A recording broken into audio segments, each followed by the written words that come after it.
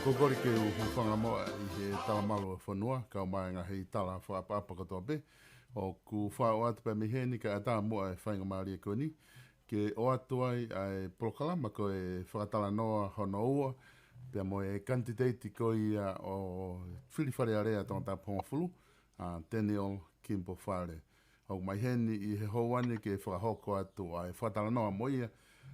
Ki he ngahi kawenga Pea Moe ngahi issue for politikare ai ana kai ke malava o whatalanoa ki ai I he ma proklama ula ki. Ene pehe ku whatanga pehe ku ongore rei atu ka tiki motolu ai proklama ko ni ku ma whahoko atu I he ahoni Pea Moe whatawange te tau inasi kotoa I he proklama ko ia I hono o atu Pea meheni I hoane. I he hoane whako loto ke utataile rei whafonga e Kanititeiti ai o kune ihelai ne ke ma whahoko atu e polokalama ko ia ani malo e tau mao e ahoni e tēneo pea malo e ngau e pea me tongana pea mo e whahoko e kempeni whewheha ke ai wahe tongatapu hongofulu ki he bongbongini. Ogo malo au pito Sylvester Pea ku kore ke hufanga tu he ngahi tala whakapa kotoa pe kua osi hono au whaki kai hao atu e motuani ke whahaki I po Talanoa ki he campaigni. Oku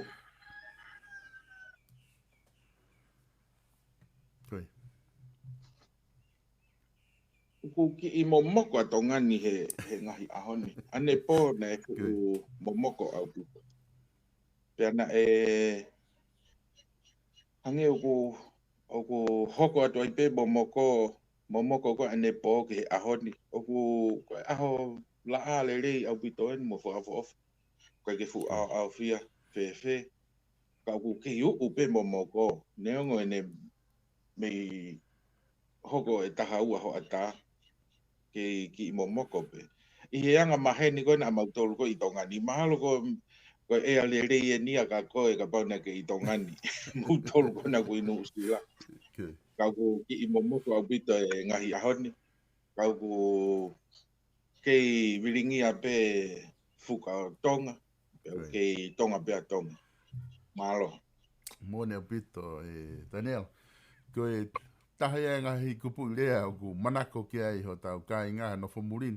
Tau tatu whito ki he mātu āpe mo ki nau tolu na nau tupu hake tonga nā. Nau whia whanongo mau pe ki whakaukau ko ia kei wiringia whuka I pangai.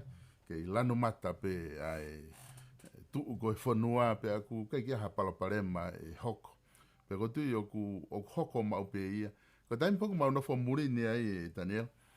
O ku lahi ngai whei tuu ia, hako Nusilani. ko Amerika, Australia.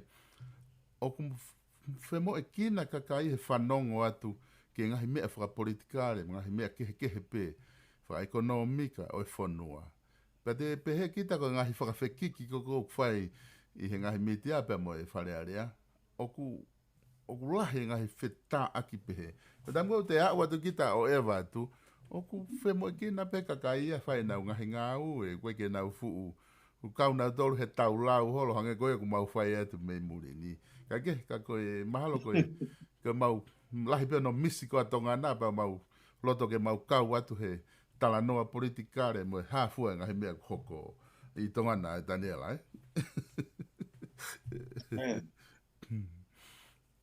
Koe wike ko o si foki na ta ngata ta talanoa i he kaweinga ka ko uloto ke ta hoko atu i he ahoni ka ki mua ke ta hoko atu o ko uloto ke na ke talanoa foki hala whakawakawa ke project ko ia Pea Moe whaunga e mau mai e paanga na mo whamonu ake mau mai. Nā whanongo he taha o e ngahi campaigni. Pena e pehe ai i he whakamatala e taha koe ni. Ka te o atu pe au ia e whakamatala. Ka koe ko hingoa. Ana ne pehe ki he wahenga toa tapuhongo fulu.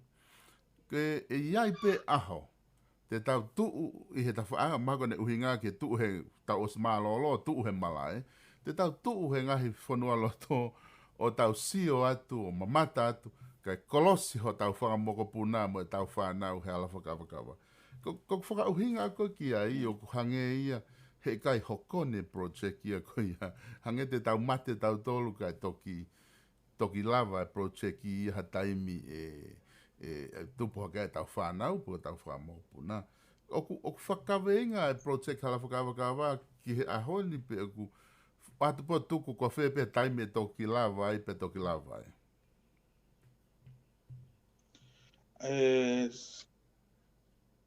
Se westa ko whaka uhinga koe a aku ki he rea koe nā.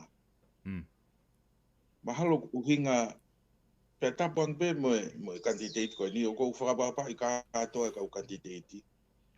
Kau ko oho ware ka pau o kuiaha Kanititeiti o kai ke ne pou. Kau kuia o si whanonga pe au ia he ngahi talanoa o mai he kakai o kai ke taha pe.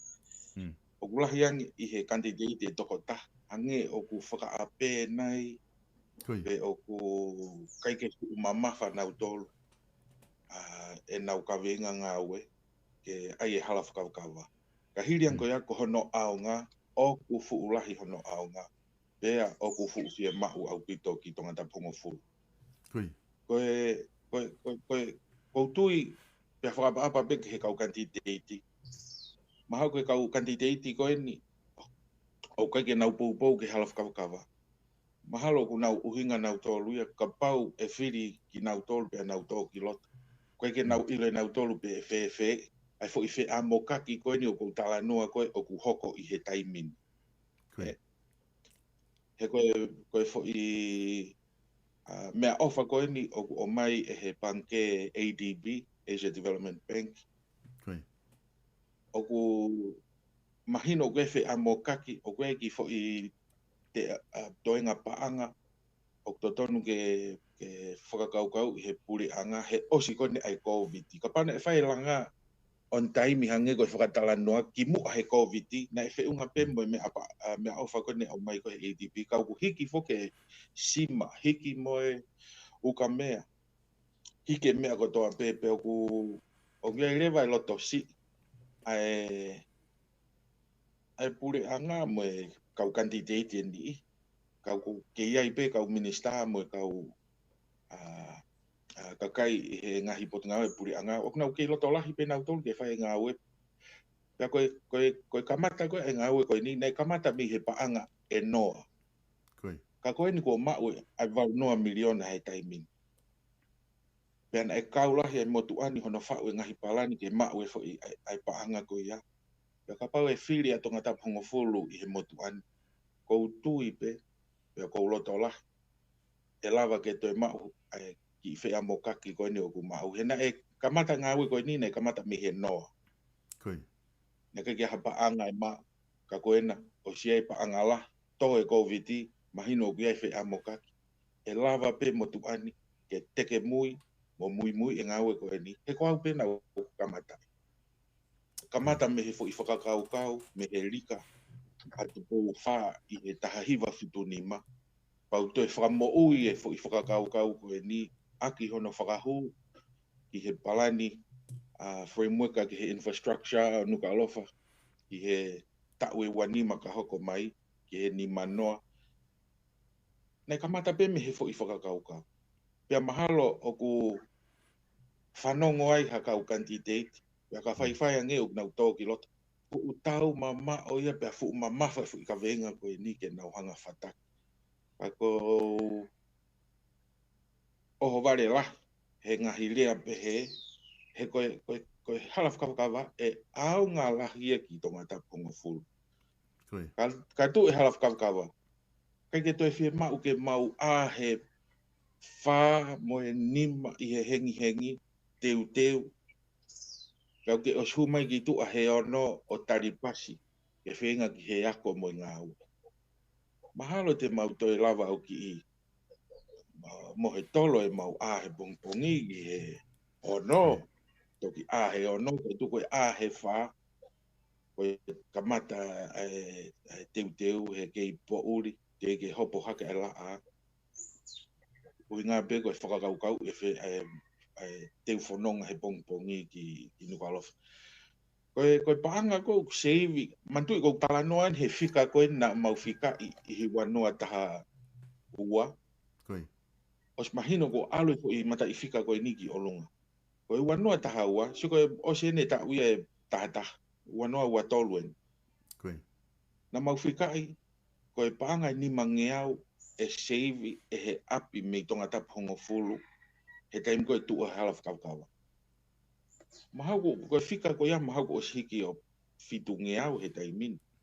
Koe fitu ngeau i he tau kakato e taha os valuafe wha ngeau. Ai paanga, koe misiuk mei taha mano i paanga seivi he api o nau heka he nau mea lere hau ki Nukalofa.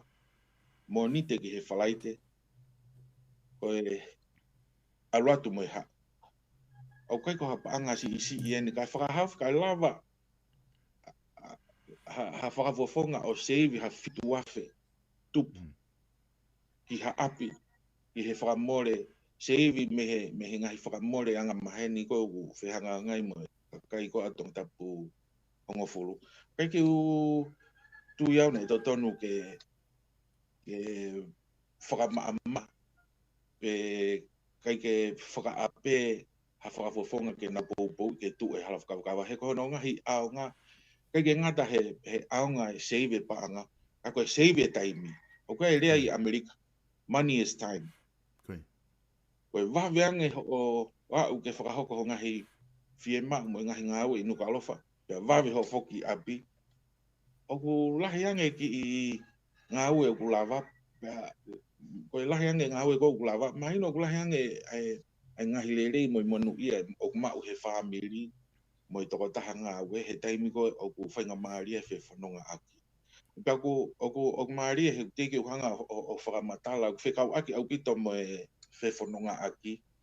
O ku osiai e ai ki ngāu e kua whai he taimi ko nau i he puate taulanga ai.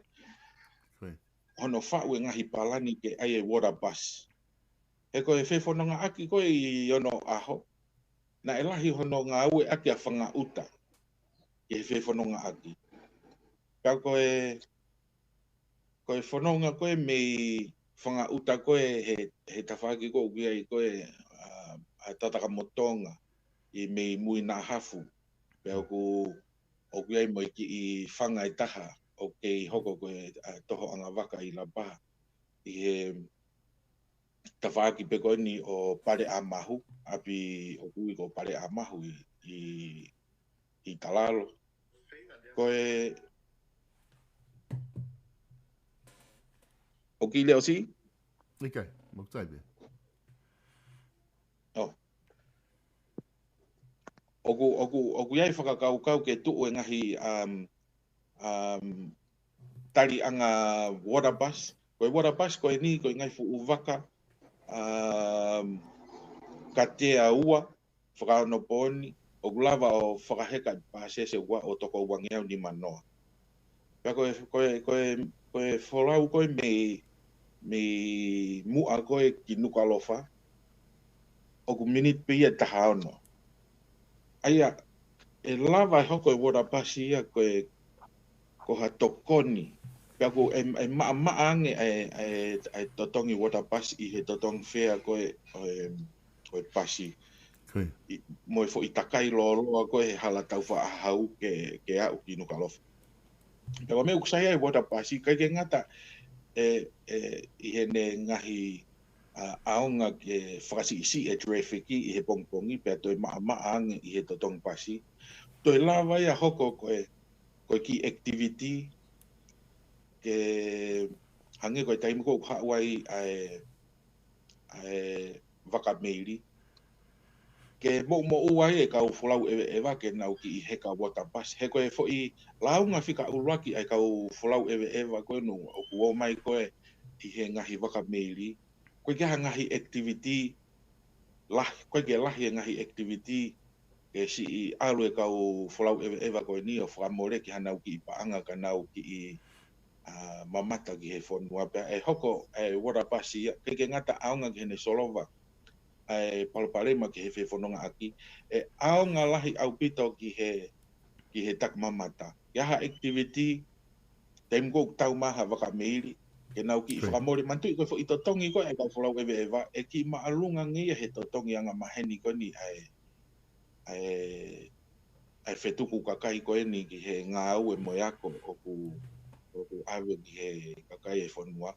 E iai lewa e whainga maari e whakapaanga e lava ke tānaki e he ngahi kautaha koe ni. Pea ko iai pe talanoa o ko whakahoko mo kau investor o pea ko whaali ma upe ki fo i whakakaukau koe ni ki he water pass ki he kau investor koe ni o nau taumu anau tolu ki he ngahi polokalama ke mo ngahi whainga maari e ke ka ko whakaari ma upe fo i mea koe ni e ko hange ko whakatalanoa o tatau pe ai kumi toko ni me he ngahi kupu whengawe aki atongani mo muri o ku i whaunga tatau pe hono whakamauno hange ko whaiva tautai pau ke te ki whakamauno ri atu ke kau investor fo i whakakaukau tatau e iai pe fo i mauno mo fo i afo e ri i atu e lave Pea o skamata whai e ngahi Talanoa koe ni he kau investor. Pea o ku toi lava ke hoko ai wada pasi ia. He kou ilo koho mau wahenga. O lahe, o kau e mau wahenga mau tolu he wahenga o mo ui le rei ai kau vai. O mo ui fo loa ai mātua. Pea kou ilo veni ihi anau tolu mahalo ko nau si i fo i he nofo whare. E lava e wata pasi a hoko. Pea lava aihaki i fo i totongi maa. Ka aha fo i aho e taha pe ua he wike. Ke o mai he ngahi whamiri. Mai moha nau ki i tauhi boko haki i hiku hanau mokopuna. Ke nau heka he wata pasi. O ki whaka ewa i nau tolu. I he ngahi tau anga o heka pepe a toi whakafoki mai pe. Ka ai peha fo i totongi whaka atu i koloa pe. Uwe heki whainga maari e kau vai. Ke nau hu ki tua mei whare o ki ewa i hawhi tu o whakafo ofa pe a wholoa e nau tae sio kei ka pau ko haka mātua na e tautai e nau sio he ngai whitu na nau wanga maheni tautai ai pe a koe ni ihi koe na kei ke tautai koe fo i whanga maari ke nau sio he koe whanua whakafo ofa a tau tolu na e koe tahe ngahi tāpua ke o tua ke te ki tau tolu tonga o ku whakafo ofa au pito ki whanua o tau nofo mo ui ai. Pea gaha whainga maari e hakau tangata eiki mo kau whine eiki nau whie mawahe mi api. Pea kou ilo ka mo ui e fo i polo kalama ko ia. He kai hala hawike ai kau vai e nau si i heka he me apea. Ko nau whoki atu ko ia ko nau taktaha api kou ilo. Keke nau toi i te ita mo ta fulu. Te mu whakatoka ngā i tonga tapungo fulu. Ka mo ui fo i polo kalama ko ni. Ko he kau vai ko e fia mo ui fia pea keke toi whaata fulu i mo tonu. tani ala koe tu foke ngai hala whakawakawa koe murini. O ku o ne osi wua na whanga ngahe hala whakawakawa. O ku na whanga rewa o ai koe pei tolo ko koe ki te ala to tonge te klosi ke whai koe. Ke toko ni mahalo ki hono tā koe no, peka pau kwa hano, peka toko ni ki hono maintenance koe o e hala koe ya. O ki hoko pe ia se ria. O mautoli New Zealand ni na mautoki hanga he pureanga o ai mau fo i hala koe. Kolos no. I he alu ki he noa te. Pe au ku te klosi pe ai o mai re te mo ua ki te totongi. Ma peka tolai wha, peka tolai ono. O ku kapai tu e hala whakawakawa, o ku aha whakaukau pehe ke tāna ki hasirin pehe, he kolosi hola kakai, pe ku mou whenga pe moto ke totongi osi. Ka ua te fua he kakai i ha whainga whamore pehe. Eyo, malo, koe fo i whehu i mo onien, pia koe talanoa ki he wanoa taha walu, ai koe wanoa taha ua, ta uia na e whakotu uai, ai fo i whakakau ke kau i he ni whalukufua koe ki he ki ono langa whakalakalaka nukalofa.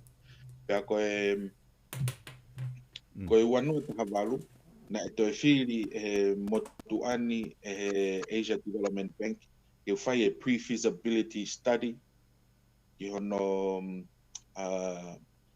whakapapau i, ai ngahi tawhaaki ko toa pē, hono teu whoaki e ATB e paanga tokoni koe ni, koe grant, ke whai ake ngā au ki hono langa ai hala whakakawa.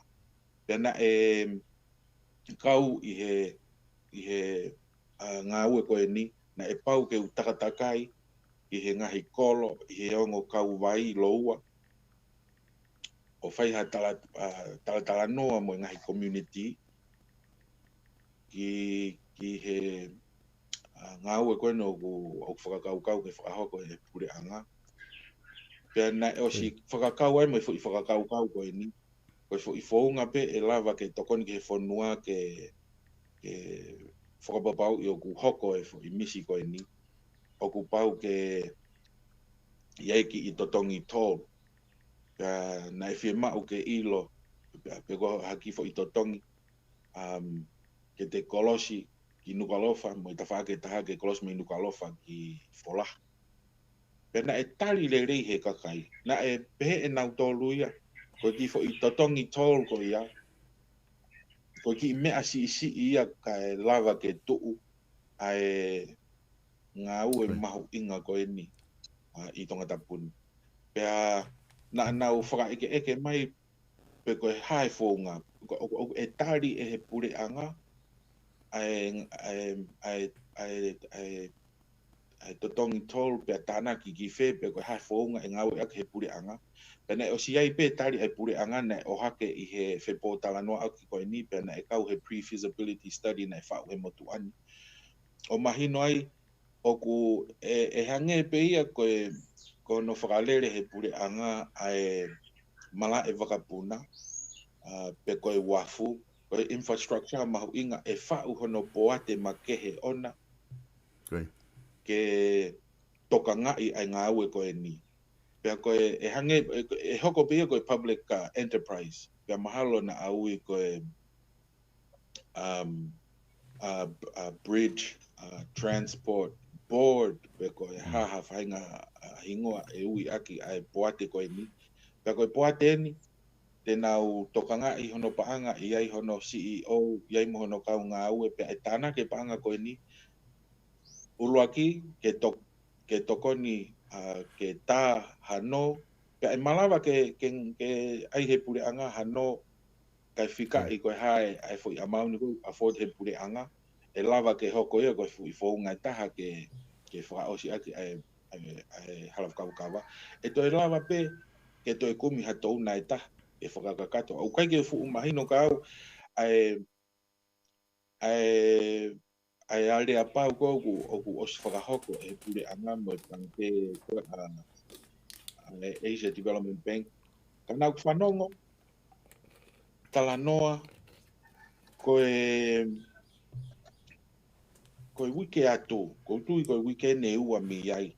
Na osfoa ki e he pureanga ai petari ai piti ai kautaha ko ni ko miktau ko e kautaha nu sila ni ko na tolu ko na lotonga ngahi ai whakalahi ai waf queen charlotte ai ko waf ko whakalahi ko ne waf queen charlotte ko e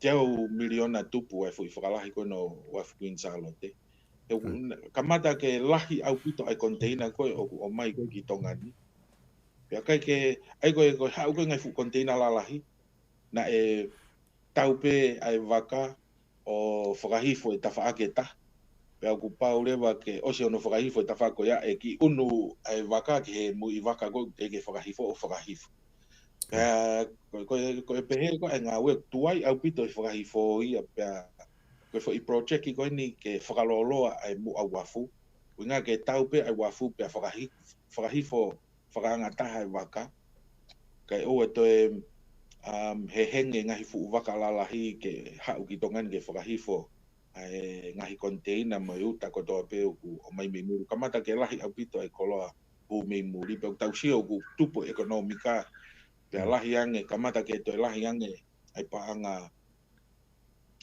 ai kakai no whakatau e koloa muri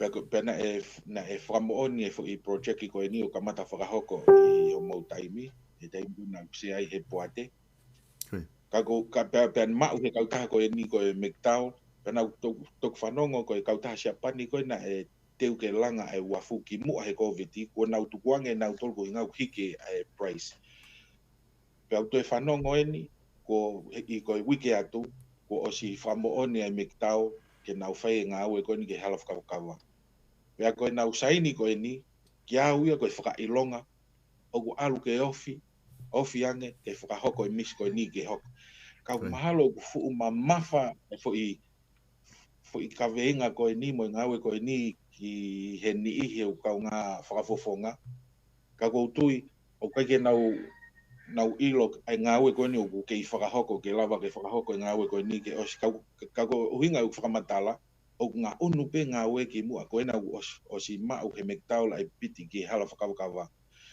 pea fo i totongi tol e aveia ki ha poate e whau e he pure anga pe e whakalere e hala whakawakawa o hange pe hono whakalere e poate taulanga ko e poate Malai Wakapuna Tonga Airports Limited pe ko na whakawhia maari au pito taim ko na ave fo i ai tari ko ni ki he kakai he na e mahino ka nau tolu ku o si mau e pure anga i he ngahi tawhake ke whakahoko e ngāwe ko e ni ke lava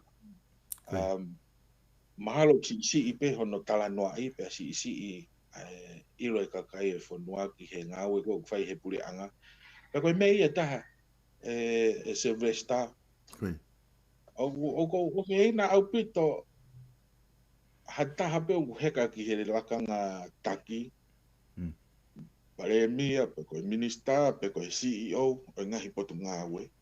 O kulahi au pito e ngahi ngāwe lele o whakahoko he pure anga. O koe ke lava he pure anga whakamatala i kotoa. Koe lakanga whai ngata. Pea ka aha ki fo i whihalaki. Tau pepe, pe sete hiwa walu e ngāwe e pure anga tonu. Ka koe tau nofo koe i he mama whihalaki koe ni. Koe mea kotoa pe pau ke ai whihalaki. Koe ki ha mea e hao he taimgo tau whakahoko e tau ngahi ngāwe. Tau sio pe ko tau ngahi whamiri. Koe no whaka e tamai mo whae. O koe ke hao e tamai mo whae. I he mea kotoa pe mo ngahi tutu uni kotoa pe ngā whakahoko ke whakalere a ke whamiri. Os mahina u pau ke e tau no wai. Kau koe ke uhi ngai ai whanki tau no ko ia. O tae ofa. Ai whae pe koe tamai i he whanau. Koe ke uhi ngai a o koe tamai mo whae o ko nā loto ke taki halai ai halafononga ho nau ki whamiri. Mō meniti e te tuu ke whaiha ngāwe. Koe mō meniti e malawa ke hoko e whihalaki. O ku iei mea o ko ui e au koe whihalaki whaka ngāwe. Iei ki mea ana e ngālo. Iei ki mea upa.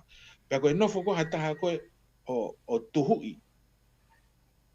Pea tuhui hu mataniu ai fo I fihalaki os mahino o fihalaki kana o ke loto hata ta loto ta tolu ko haile le ta kai koloa pe te ke fatokanga I pe ngahi family ko o ku ma uluta mo fe fo fan mo ngawe fo kata o kau ngahi family ko ya ngahi family o ku nau kataki fa kataki o ku nau fe tukulolo aki o ku kai ke nau nofo o taaki hakovi o hata whakatokanga I pe kore ke tuku pe ka pau ki tau tea I he tamai mo whae pe ko e ngokui tau osi ilo pe ko e tā ia ko e mea mo onia pe ko o kau ia he lao o kai ki fu tui pe se te au ki ai ai lao o kui ko e lao family ka o sen ko ia o ku malawa he lao ko e ni ke whamawahe wahe I e tamai mo whae me he family he taim ko e mau e ngahi lao ko ni ka ko tui o ku tui whakafo I tui pe ia aku o ku totonu ke ko e lao ia ke ave ha whainga maari e ai ngahi tuunga family tuk whakaholo ko tau nofo aki hange ko e ulu motu ko e whahu he ko e lao ko e ni o mahino na e whatu ia me he fo I whakakau muri o ngata pe ia he tamai mo e whae ai ngahi mea ko talanoa I ko e lao family ka ko tu ia uia o ton ke whakalelei e lao ko e ni o kau e ngahi tuunga family I o ke he foke ai whae tangata ai whanga tuonga ane ko ai whae me he whanga toko ua ai tamai pe una lakanga ke heke iyo pe ko ngahi uhinga hono whai ke heke hei ai ngahi lakanga ko ni ka ko rea whakapalangi ku angkolo lo ua pe mola ko pe ko whangatu ko fine ko tamai o kui ko mehe kitanga o ko uhinga ke he mehe kitanga o whakahingoa ke pe o ke fo I me amari solo I he talanoa ko ki family ka toki foki ki he talanoa ke hala whakaukawa ko rea tonga ko rea ia o kulahi tahai ai ngahi hingoa ke he whakanofo ko ai family ko ke ha matakari pe ko ha kakai I mamani o kulahi taha e nau ngahi hingoa ke he ngahi lakanga ke I he nofo akainga o hange ko tau nofo akainga ko I tongani pe ko pe o kulahi au pito I matawai ai lao family o toton ke whae e ngā aue ki ai he toi mau luta ange whanua he opo ko e family ka ko whafoki mai koe ki he lakanga taki mo taim ko whakahoko ai hataha ngā aue koe uhinga ia taha kai ki ufu upou pe se te au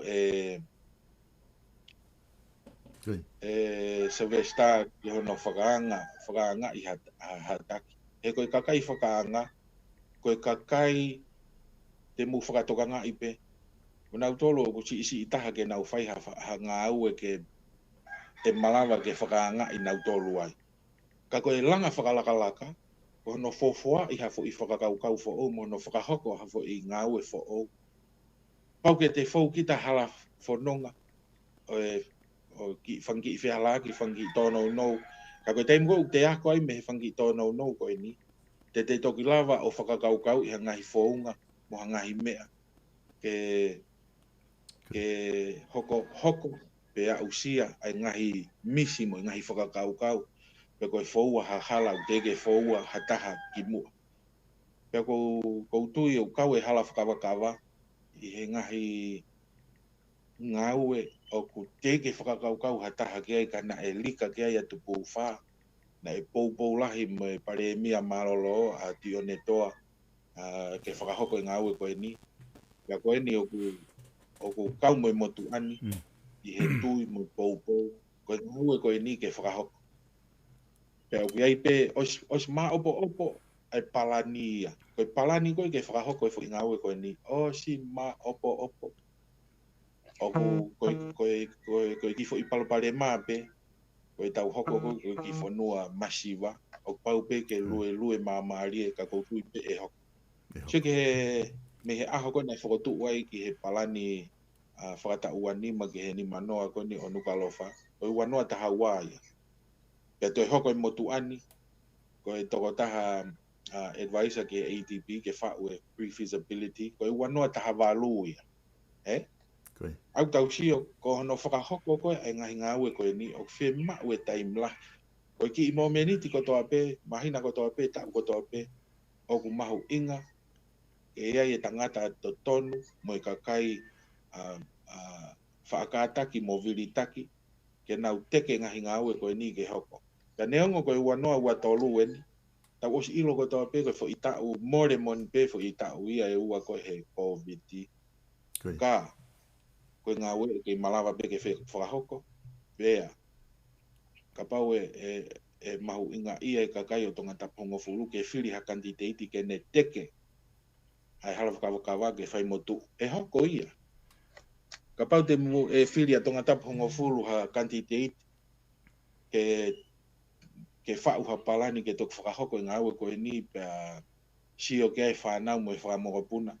E hoko ia he koe Kanititeiti ia tene tukuange ke tok whakahoko. Pea whau mo e palani ke tok whakahoko. Maha koe fui whakaria to tonu, koe li aki ai palani kai tok whakahoko he whanau me whangapoko. Kou tui hau ia. Koe fui whakaria to tonu ia I ha Kanititeiti o ku whakakaukau e toki sio ke ai whanau me whangamopuna.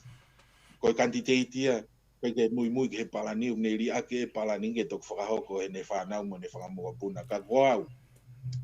Mo e ku tui koe a ku mo ku ilo I e mea koe e te umalawa e hoko pe ia I he kukuonga ka hau whainga maari. Mone pito e teneo, ko tui mahino o pito whakamatala koni ko ke whai ki he hala whakawakawa. Pea kuto e mahino ange ai ngai whakai ki koni ko ta kamata talanoa I e ahoni. Te ki hau mua ki he ko taha whoki ai pure kovi, mo pure lelei, a corruption, mo good governance, ko ngai ka venga pea ngau ea ki he ngai whanua lahi mamani. O kai ka pehe ka hawhai ka venga pea ki apply ki tonga. O ku ngau ea ki he ngai whanua lahi mamani, tato whito ngai whanua te mokalati, pea ku ofia e nau whainga whaunga. Ko tuu koe ai pure kovi, ka pau whai hala. Ko whehe ui pe ia o ku malawa whehe ke mo huat, pe ko huat ki whare area, ke kau hono tau I koe pure kovi, koe ka pau kui ai hawhainga mea pehe I he kau take whanua. Oku sigo I whakarea koe nau ke ngaue aki ka pau o ki aha mea pehe. Oku kia uia koe o koe ko ha ulunganga le reipe, o koe ko ha whaunga langa whanua ke tukua ki I hataha ta e aha whakamoon. Pea te o atu pe fo I whakataata koe ni. O koe tukua ki e motu ani na oku kai ai taha 0.5 miliona. Pea kau ia he fo I talanoa whakaori lahi moni ki au mo I kakai toko lahi whanua. Koe sio na e whaki mai pea ia e fu usieke. Koe fu usieke koe mea koe uruaki ke mahino ki he kakai. Koe fu usieke koe umausio ai. Koe fu I whakataata ia. O koe ko hasieke mooni te alo efi o al moe ko mau api. O koe ki isieke mooni o awe ke he CEO. Pea tok whakahu he CEO ki he account panke. Pea kai ke ngofua I he whaunga ngāwe. O talanoan ki he whaunga ngāwe koe ni o kulorotonga ngāwe. O tapu ke ala ke ai hatale ki tawa o ki au ko e sea ki ha paanga o kai pe ke ala hoku nima ki ha hinga paanga ko mea ko ia ko CFO mo CEO o ku whakahu ia ke panke sai ko kai mo ko huai ai paanga ko ni ke panke o tapu ke ala ke ai CFO mo CEO ke paanga ko ia ka orewa ko hatu tu ni hanga tonu me he poate ke ngawe ake ai paanga ko ia. Pea kone tok tu ne ai poate. Pea upau pe ke tu uni o whakatatau ki he uhinga na e whakahuai ai paanga ko ni ki ha akau ni make. Sai. Mea koe na ta tok o sene ta talanoa ki he na tula koe hono whakahoko ha ngahi ngau e pe ko infrastructure o ku paanga la hange koe wafu koe no muka mo uiha. O koe taimi koe fo i hala fononga o ngahi ngaue koe ni ko inga o koe paanga lau miliona o whaike Talanoa. O ku whakanatula pia ke loa ai taimi koe ke ngaue i ai. Sio koe ua noa taha ua me he taimi na e whakahuai e hala whakawakawa ke he palani. Tok tō mai hono paanga i he ua noa taha walu. Pea ko ho to e ni hono whakahoko o koe ngahi uhinga e malawa ke tolo iai hanga aue. Kau koe ke uhinga ai mau mai he pule anga ai paanga hala whakawakawa i he wanoa taha walu kua kaia e hata. O kei tuku lere pe i he panke. E kei whakahoko pe ngā tatau pe moe wafu. Koe motu ani na e lolulu moe paremia ake fu usieke koe fo i whakatata. O whaatalanoa kata, o whaatalanoa hua koe sieke lahi. Koe sieke lahi, koe fo i kai koha sieke mo o nia. Koe sieke ko tokanga kei e pule anga moe puate, he ki sieke si. Koe upau koe sieke si. E koe sieke mo o nia, koe sieke ia koe o pau ke fou ia i he fou ngā ue.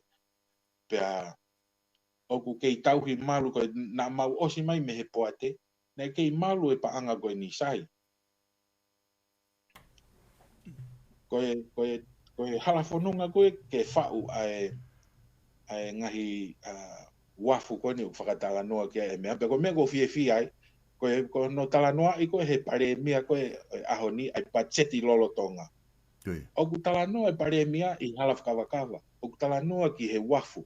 He ukei kaupe i he palani ngāua e puri anga, ka koe hono whakahoko koe ha ngāua koe kulau miliona.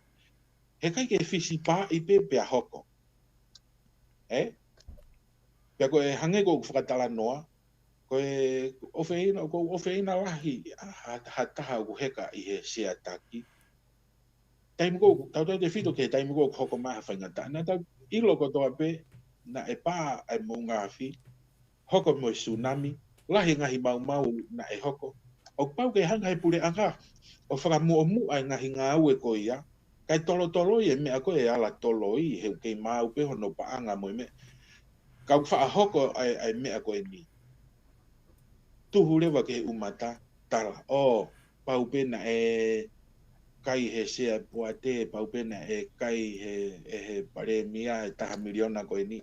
Ka koe ngahi tekniki, o ku whakapolitikare, te upehe lawa pe o pehe koe politiki uri. Pea koe kakai koe ni o ku nau whae ngahi tukuaki i koe ni, ta e aha whakamo o ni. Ta e o mai me he wheitu ta tonu, tau hei paanga koe ni. O ku whakakau lahi e Sylvester. O ko hanga ko veri ni ma ko fi ma paanga.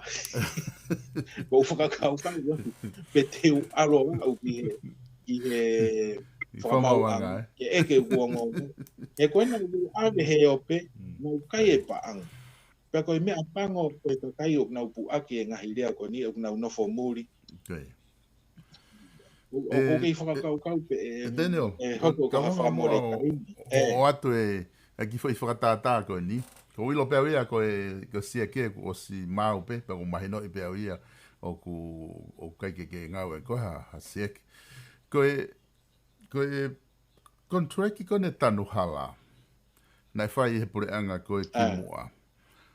Aia oku, nai asi mai minister koe o e potunga o e moi i he ahoni. I he nau, mea kone ku nau hoko ki ai mo e kau tanu hala. O ne tohi he social media ai whakakau. Koe kontraki nai mau he whaunga hala. Pe au hoko ai ngahi corruption. I he polokalama tanu hala ko ia. O hange ko tohi lori mo e kirei me hafua. Mo hafua e u palaparema une pehe. Ka aku tuhu na tolu ki whare area. Ai ngahi whawhekiki koe ni. Nai ave ai polokalama tanu hala ko ni ki whare area. Pea na e confidential ai ngahi kau taha ia ki whare area. O kai ke ilo ia o ku kau pehe ngahi kau taha. Ai ni ihi nā nau me mipa he kabineti o ahu ko ia. Ko ku Talanoa ene ke whai ngā whaunga peheni. Ka paurewa o ku hoko a hono whakapāsi me whare area. O to tonu ke te mata aange a kau kanititeiti a kau whafafonga whare area. I he taimi o nau tō ai ki whare area. Ko inga he koe pure kovi mo whai hala o whai ke tuku a ki i. O ku i he meme pure anga pe ia e hoko pe. Ka ko uhinga e makatunga i whewhi a tu. Ka pau te ke i whare area koe ha ai whaunga te ke tau i aki ai pure kovi. I he ne hoko maha whainga case. Hange ko tanu hala ko whatata ki ai. Ia, hange ko mantu i he kai ke tatau ai mahino ai kakai ko toa pe. Koe conflict of interest, oku hange ko e ni te uto mai fu i whakatata ko ni tau pe pe tapuang pe mo no pere nuku, ko no pere i ho mau wahenga. Ka ko talanoa he mea mo oni he taingo tau hoko ai ko ki fonua si. Pea si e resource. Pea o wha hoko e mea ko e ni hange ko Hawaii, ko motu foke a Hawaii. Pea koe mo i kakai o koe nau kere, o koe e nau ngahi keri anga maka. Pea koe taimo ko whakahoko ai piti ki hanga au i Hawaii. Pea koe ni koe situation tatau o hoko i Tongani. E koe tau hoko koe whanua si o kai ke tae whakangata ai mea koe resource ke tau ngāwe aki. O ku pau ke ai mea e malawa ke hoko e conflict of interest. Sai, koe conflict of interest kono uhinga ka pau o ku mau i fo i lau maarie ke mau e lelei taha ma e whanua pe koe pure anga. Sai, fie mau ha keri anga maka te nau tari ai paanga i fitu noa. Koe anga mahe ni foki u paanga i tonu ngea. Si e kau taha maka te nau tari ai paanga i fitu noa i he ngahi uhinga ke heke. Pea ukai ke fuulahi fefe ai u keri anga maka. Pea koe apply koe ki ai wei e kau hoko e fo i mea koe ni ko kalanoa ni mantu i ko te hina na e whare area whaka state i Hawaii. Pea ko kau e conflict of interest ia i he mea o mahino ka pau e mahino o kai ke lahi na e maa pe founga na e hala fononga mai piti. Pea koe lelei taha pea koe maa taha ki he pure anga ke alu ki he totongi o ku maa angi whakatatau mo e marketi lolotonga. Pea mo e taha o kai ke pure hanga tonu sio koe maka ko anuku o ku kai ko nuku tonu o ne whakalele tau sio pe ki a talamu i Amerika. Nei tukuanga ne kau taha whakalele he whanau kai ata ia ke Palestine. Ai ko hono whakavete ia koe ai ngahi hai koe mo ngahi mea e malawa ke hoko koe corruption ni. I he taim ko ia conflict of interest kau kei lava pe ke mau e interest pe koe fie mau ai whanua mo puri anga ke mau e lelei taha.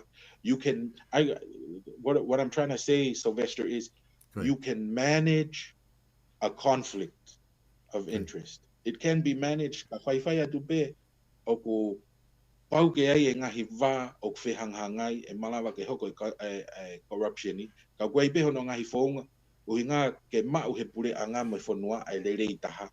O ku ai pe ai whaunga te lawa ke malu i pe ke mau pe ai lelei taha. O hinga o ku si ai resource pe koe mea ke whakahoko ake hawhainga ngāwe. Pe kou tui koe tanu hala o kau ia i he whoi mea koe ni. Hoko ia he ngahi whanua lahi o si e nau resource o pau pe ke ai ha whoi conflict of interest ia. Ka koe conflict of interest koe indicator pe koe whoi raki whakailonga ia e malawa ke hoko ai corruption ni pe koe pure kovi. O koe ke uhinga conflict of interest o ku pau ke hoko ai pure kovi. I kai conflict of interest uhinga koe raki whakailonga ia e malawa ke hoko. Koe hala whanunga ai fōwai hono toka ngai pe manage ai whoi conflict ko ia e tok mahino pe me ai pe ko corruption mo oni pe ko hakeisia o pau pe ke toka ngai pau pe ke hano ki hala fononga o ku ataki tua pe e lava ke nga onu ma upe he fonua mo pule anga ai langa whakalaka ko ku tau mua ki ai ka he time da tau pe avoid ai fe paki ai ngahi interest whakafo i o ha minister o ku te ahane business mo fi ma o ko e pule anga sai ko holo ko ai maka o ku ona e hata hai kamnet o maa holo me he tolungi au ke he fitu noa pe kai ngatai o kai ke manage hanga tonu e he minister ko ni o mo fai ngahi area mo pule anga ke au ia ko no manage le ia ai me ko conflict of interest o nga ke ma o he pule anga he ko fo i fehu ien o ma o he pule anga ai benefit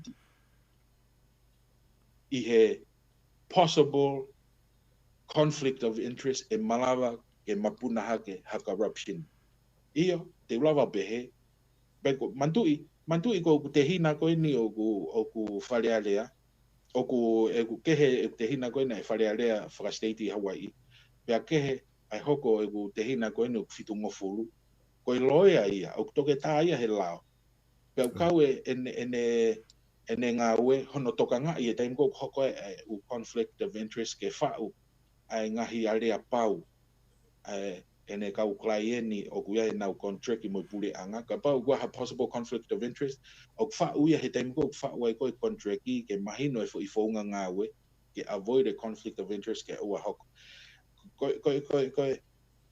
ko ne apia pe ha conflict of interest ko shaita ha ke mama o mi ai ko time ko ke avoid o ke lava o taofi uinga tabia de fito ke ngai fonua si kai ke lahi na ngahi makakoloa mo ngahi raw material ke fai at hangau o pau lewa ke whakakau i hafo i whaunga ngau ke malawa ke whakahoko i ngau kai ke mau e he whonua mo pure anga ai benefit pe koe lerei i ha ngahi vaha e malawa o ngari o koe konflik ai pe koe mea ia tonu ke mahino ke he pakai e whonua o koe taimlah te tau whakapipiki e fo i mea koe conflict of interest pe automatic e tau tala corruption i kai mo kumi he dictionary koe conflict of interest mo e corruption i pe koe pure kovi o na definition ke koe mea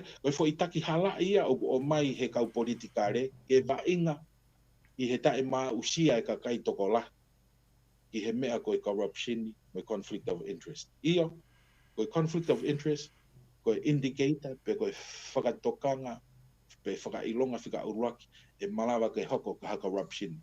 Ka koe conflict of interest is not corruption. Okay. Two different things. When you identify a conflict of interest, you can manage it. And usually, if it's a business contract, you can manage it in the arrangements of a contract. Sai, peko hono whakarea taha, ka teim ko o ku ngari hoko ha conflict of interest. O malawa ke solova ai ngahi vā o ngari conflict. Peko mga tuunga e me he contract ko e whao. O te ike usio i he contract ko ni o whakahoko ki he tanu hala. Ka koe tari ko e ku tari ko ki ho o whehu i Sylvester. Ka pau na koe ke whau le rei e fo i kontreki ki he wā ngau e koe mo kau tamani. Kou tui e malawa pe ka hau ku tō ki loto ke toi whakale rei ai fo i whaunga mo ngahi mea o whia mau he kontreki ke toi saiang. I he kuongo ongo i o malawa pe ke ai e whanki i mea ke whakale rei he kontreki lolotonga koe o ngau e ake he kautaha e tolu koe ni. Ka i he te e ki ai ke u sio ki he kontreki ko o ku ngau aki ki he ngahi kautaha keni anga maka ko ni he polokalama tanuhala he kai te ulawa o whakapipiki e rea koe corruption i he tegi usia he kontreki. Koe. e malawa pe na e iai e pēinga, ka goutui, te ulawa o whakahoko, ka aha u whainga maari e ki he ngahi lakanga koe ni, i whalearea. Ke u whakapapau i o ku tonu hono whao e kontraki, ke whakapapau i o ku mau ai pure le lei taha, pe koe whaunga le lei taha ko hono manage a conflict of interest, ka kei mau pe whanua ai benefiti, pe kei lava e whanua o laka ki mua. Koe hoko koe ne ngahi hopo mo hāfua u mea koe ni. O ta talanoa foki ki he mea o tege u fuu sio i loi hange koe ni tege lau e au e kontraki pia i hene pehe o whainga taa ke uhanga whakapipi ke fo i rea koe koe corruption ni i he ngā au e koe ni pia koe u whenga ke u whakamatala mo whakamaala ala au pita he ko o si talanoa mo o te hina pia na o skau pehe ngahi whau kontraki ki he ngahi business i mo ngahi alea ko mau whakahoko. O mau whaafitaulaki mo i mea koe ni. Koe mau te oa te whaki talanoa whakataata. Koe taimu koe na mau teu ke whakatau ai warrior.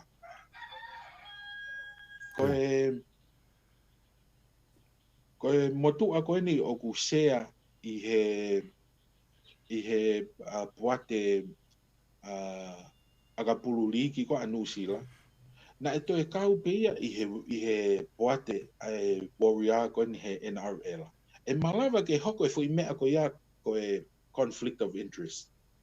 E ne toi hau pe me he sino ko ne pure i ai rugby league ko anusila. Toi hau peia kau he poate ai timi professionale o fili me ai ai team whakafonua koe Australia. O koe ngahi conflict e taim ko whai ai fili timi mo hāfua, Pea na e kau e motu a koe he ke mo e ko te hina Richard Lee Fale he taim ko na e whakahoko e ne ngā whaka CEO ki he Pacific Sport International. Ne ha upe e na ke he mau walea koe ke tau ke kau ke timi, na hanga he sea e warrior mo o na kimua, o te ke i ki tua me he poate ai warrior ko inga na kai ke fa ule ai va kontraki ai toko tahani ke ha o tangutu he sea ko e poate pena i ku te ke i me he poate pe ko no foga e motu ko au ke sea pe au ke taimin o ku fehi au pito ia he ku te hina pe ko mau fenga ko ke fai ngahi Talanoa mo ngahi kalapuli ki mo me ke mau fangi i fenga o fai Amerika o no fo peia o fenga ke whakafi ka go Talanoa o sfetaulaki o mahino he teimu ko ia conflict of interest o koe ke uhinga ka koe fo i whekau ko whimau ke avki he kakai koe conflict of interest koe whakailonga o malawa ke hoko ha corruption o koe ke uhinga ia o ku ia corruption ia pia ia pe whikaua o ku ia pe founga ke te tokangai i he pia koe lahi taha o whaia he i he contract ke mahino e founga ngāwe mai vā ngāwe ke whakaehi ke uana a hoko ha corruption. Ko pia ku lahi au pito ngahi vā ngāwe o ku iei possible conflict of interest ai pure anga i he ne vā whakangāwe i he umea keke mahalo pe o ku kau polokalama tanu hala he koe mea ia o ku whakatokanga i lahi he whanua pe o ku piki he kau politikare ke na uluo taha he fo i mea ko ia ka ko ofa pe ko tali ho o whehu i ko hono tokanga i mea ko has to be a clear relationship ki hono whakahoko i ngāwe ngahi wāwhi ngāwe aki pia pau ke whakapapau e mā upe he puri anga mo i kakai e whanua e benefiti le rei taha o ka pau na e kaike na e whakahoko i ngāwe koe ni moha taha na e kaike aha ne vā i he loto pure anga.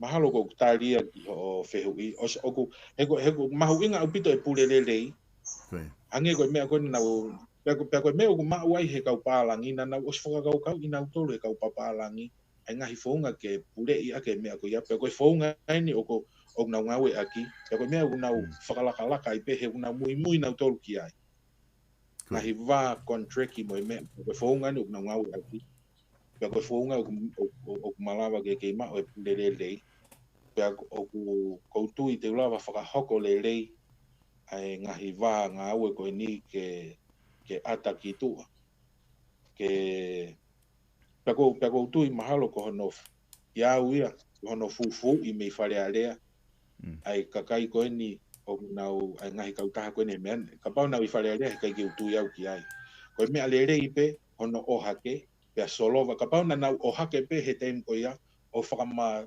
ala ki he kakai ai ngahi wafe ngawe aki te nau ngawe aki ke whakapapau I o kai ke hoko ha corruption na osi ai pe ia he aho ko ia ka koe nau hanga ko fufu I ange uku toi ai e ngahi vilitaki o pehe hoku na ia corruption kai ke ulawa o atu e tari pe na e corrupt pe I kai he te ke usio he contract e malawa pe ke ai ngahi elemeniti e contract o ke iava I matapa ke hoko I corruption I ka uku ke ulawa o atu hatari pe ke usio he contract ka ko me alere na ton ke ai pe ke ilo he kakai e fonua ki he detail ai contract he ko o mahu inga nge ai pulele mo ataki tua I hato e mea kone mahino pena e ataki tua pea na elele hono whau e contract o mahino ki he kakai o he kuia ai kauloia mo e kakai matao tao te no lava pe o pehe sai au pita contract o ke mau pe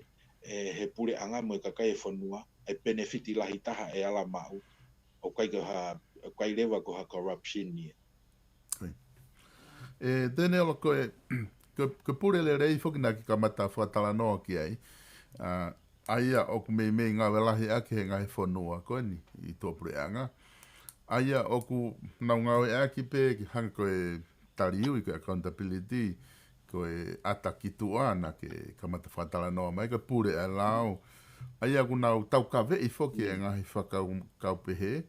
Peko ngahi principle o koe ia nau tui he ko e ko me ia ko ia me fai pe ke ilo ki ai kakai hanga tari ui nau pe he ke tuku pe ke o e fufu I ka tuku ilo ki ai kakai hanga ataki tua ma pure alao oku I ho wakai ko a koi tongana ko pure le rei oku lava ke tau teke ia I he whakaukau tatau pe ko ai pe ha whainga whaunga ia oku totonu ke tau teke a ke pure le rei o whakatatau mo whaunga ko e pure anga whakatui whakatemo ka alati ku tau iai.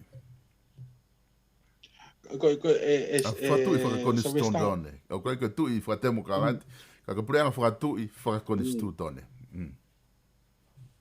Koe pure rei, he kai peke aha whanua tene lava usia ai langa whakalakalaka ka pau kai ke mau e pure rei.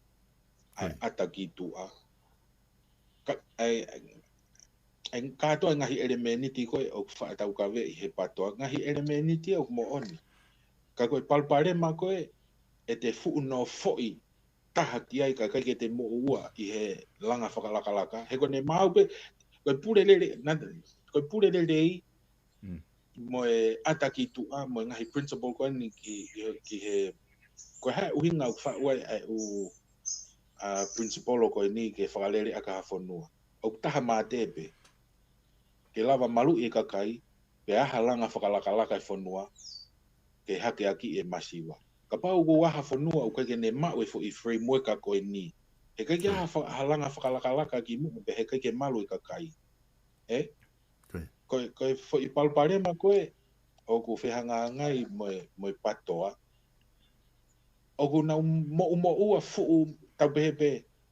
Koe pesete au nau tolu ki ha whehala ki tau pehepe o kwhai ngau e puri anga tau whakamaka e whakahoko whatongi e puri anga tau pehepe o ku pesete walunoa pe walunima tau pehepe walunima tau whakamaka e whakahoko whatongi e puri anga o pesete walunima e whakahoko whatongi e puri anga koe mea rewa e kaupatu au kwhai talamai pehalake e pesete tahanima Wheala ke bese tahanima. Whakarere e bese tahanima koe ni. Sai. Te tau tuku katoa e tau ngā ue ka tau whenga ke hao pea whakatoki ai fo I pesete wau nima. Pe te tau mamafa he pesete wau nima o ku tonu. Pea tau langa pe ki mo sio hangahi mea ke whakalelei he pesete taha nima. Ua pe taimi ki ai o ua pe mo ngahi whaunga ngā ue ke toka ngā I fo I tono no pesete taha nima. Ka tau mamafa pe o kei whakahoko ngā ue koe I he pesete wau nima o ku tonu. Te oa te fui whakatata koe ni. Tau pehe o ngō mātua o koe e nā leka o ku sivi kalasiono. Pea koe whakaamu e o ngō mātua koe ni. Ke lava pesete maalunga o nā ki itama ke hu ke tonga high school. Pea ka pau tene a usia e pesete wau nima e hu ke tonga high.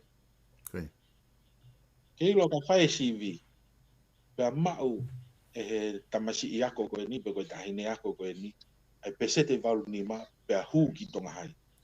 He kai ke whoki mai le ka, pea tahe o ngō mātua. Sio ki hena e hala ho pesete nima, te u tae koe whereta, alo mai le ta, te wepi e ni koe, ka orewa, o mahino ka koe, na e hala ho pesete taha nima he sivi. Pe e pehe e o ngō mātua. O ia we, o lava e tau tamasi ki tonga hai, na e maka maalunga ne pesete walu nima. Tunu e ki puaka, tunu e puaka e ua,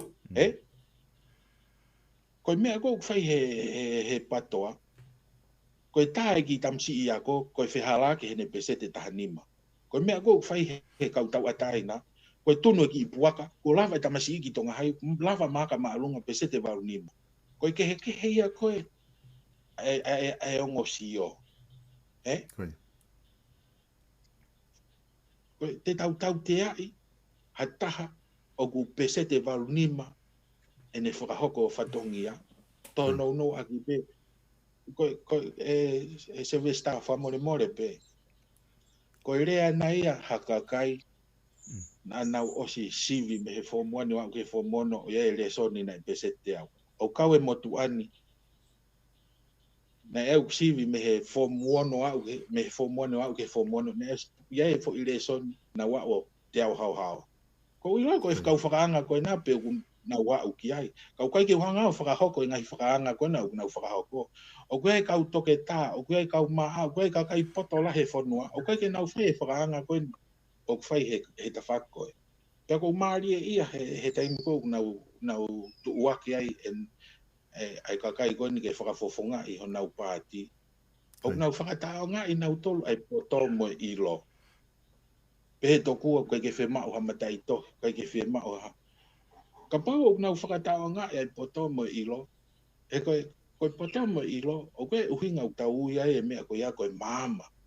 Koe māma koe mea ofa mo ia e otua. Ia au ia o koe ke whakapoto-poto, ke te whakatao ngā I ha māma. Hau ki he ngahi whakaanga koe o whai he patoa, o koe ke ufu whakaanga I whewhe, he koe pe ki mo oni ai pe kou tari, ka I he taim tatau pe, oua mamafa ki ai, o mahu inga ke whakatoka ngā. Koe ke hanga whakatao ngā I ha whakaanga. Koe laka ki mua e ngā ue, pe o koe kau tui patoa, pea whanongo mai se vesta kau palatu maa mea koe ni. O koe kau tui patoa, o mau tui whakata. O ku nau poupou nau tolu ke ngā ue, pe mau whe mahino aki. O ku mahino ka nau tolu e tau mua ngā ue. O pau ke kau ai pulelelei, pau ke kau ai atakitua, pau ke kau ai hono tau I e whai hala. Ko talatu, e ai e kau patoa tokola, te nau whiri he motu ani he whiri koe ni he tonga tapu hongo furu. Pea koe kakai ia kou whie mau ke ngā ue mo ia. Koe kakai koe o ku mamafa, o ku nau mamafa ki he pesete taha nima, kakai ke mamafa ki he walu nima koe o ku lahi ange. Koe ki whie ngā ue whakatahau mo hakakai pehe. O koe ai kakai o nau tau kawe I e ngahi mo oni I mea koe ni. Pea ku mau whe mahino aki, kakai ia kou ilo. O ku nofo I ho nau loto, ke mau he whanua le rei taha. Tatau pe moau. Kai ke uloto ke kovi ai whanua. O kou whi mau ai le rei taha ai whanua. Pea koe ngahi whakaanga koe ni. O kou taria e au. Pea o kou whakatokanga. Pea kou nofo whakakaukau i ha ngahi whaunga. Ke puni ai ngahi tōnau nou koe o ku hoko. Ka i he taim tatau pe, he kai te umamafa pe se te au ki ai. He koe ngā ue o pau ke whakahoko. Koe whamiri, pau ke aha mea tokoni ke nau, haka konga maa ke nau mo ui mi ai. Koe ako e whanau pau ke totong. He kai te ufu pe se te au ki he mea koe, e whakatokanga i pe ia. Mo whai e ngā ue, ke langa ki mu ai whanua, he koe ngā ue, koe me ia tu maria ai whanua, ke tau whai ha ngā ue. Ka pau te tau nofo peo whakaanga. He kai kia hataha ke whai ngā ue, ke laka ki mua. Mau inga loa peo, kai ke hanga whakatao ngā i e. Koe mea koe whakatao ngā i. Koe kai ke ai pesete waru nima, ke pesete waru nima. Pea ai pesete taha nima, kai kai whakatao ngā i pesete taha nima. Kau tuku pe ia ka hono wheitu. Ai pe ke maa mea o maa, pe ai ke mamafa mea o mamafa. Ko tui, koe kau patoa koe ni o mau tui tatau, pe ko o Talanoa Moe i ho mau wahenga. Koe au ngai e alu toa tu toa ki he ngāue koe ni o kou whai, o si e taimi ka kou whenga pe ke utoa tu toa ke wau ki he kakai pe koe kau patoa, tui patoa pe o kou mau o Talanoa whe mahino aki. Kou tui, ia ni ihi o kumahino kia nau tolu e ku kawenga ngā ue mo ku whaunga au kai ko hau ku whakatao ngā ai mea ko nau tau kawe i o ko mahu inga i ai pe te whai o kurelei taha ke tau kawe i e ngahi mo oni ko ni ko ngahi fo i mo oni whaka o tu ai o kai ke to e loi ka i he taim ta tau pe whi mao ke whai pe tau ngā ue ke whai pe ai hono whakakaukau i a ngahi whaunga ke hake aki e masiva he ko ekonomika mono langa e whanua, hange koe hala whakawakawa. Whakakaukawa hange ka tu e hala whakawakawa. Pea whaklawa haki i whamiri i tonga tapu hongo fulu o whakahao fi halau i awhe he ta. He lawa haki i palau haki i e kai ua mohono tō ha mea toko ni ai ke mau mea toko ni ai whamiri ko ni sio ki he aunga koe e mau he kakai ho mau wahenga kai tu e hala whakawakawa. Te nau seve nau seniti o lava ngāue ake seniti ko ia ki hatoi ngāue taha. Pea koe kakai ngāue koe atonga tapunga fulu, koe kakai a ko whie mau ke tu whakataha mo ia. Ka pau kai ke ngāue kau ke nofo pe o whakaanga, sai ke whiri ko hatake. Whiri, kakai ngāue ko toa pe, patoa, mo tae patoa, kau ke loto ke hake aki e masiva, ngāue, i he taim tau pe tau whakatokanga e whanki tōno no ko whe mau ke whakalere i ke tau whe corruption ni pe whakapapau i o atakitua. Ko mea ko usaia he mea koe atakitua. Maha koe mea whaingofua taha ia. Whe mau pe ke atakitua mea ko toa pe ko ne atakitua. O lava lewa he kakai o tokoni mai hono siofi e ngahi palparema. Pea koe mea ko usaia he fo i atakitua. Kau au he. Pea koe hange ko whakatanoa sio ki he ke Talanoa koe ane nai ki he ngāue koe ni ke hala whakawakawa.